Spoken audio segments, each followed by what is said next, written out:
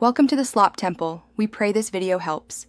You start by removing surface grime and softening the adhesive so the sticker will peel without tearing.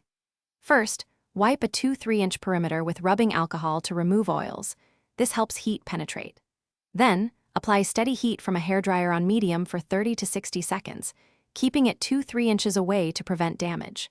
Once warmed, slide dental floss or a plastic card under an edge and saw gently to separate adhesive from the surface. You continue by peeling and addressing any stubborn residue.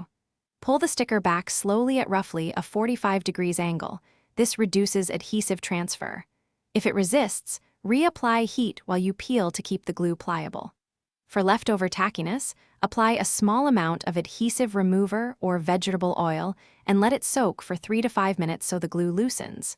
Then, use a plastic scraper to lift residue. Repeat the heat and soak steps, and you finish by restoring the surface and checking for problems. Once residue is gone, wash the area with warm soapy water, rinse, and dry with a microfiber cloth to remove oils from removers. Inspect closely for scratches or haze. If there is minor clouding, a light polish or rubbing compound can restore gloss. If the sticker hardened or keeps tearing, try freezing it with an ice pack for 10 minutes to make the adhesive brittle. Then chip away gently with a plastic tool. Thanks for watching. Consider subscribing if we helped you.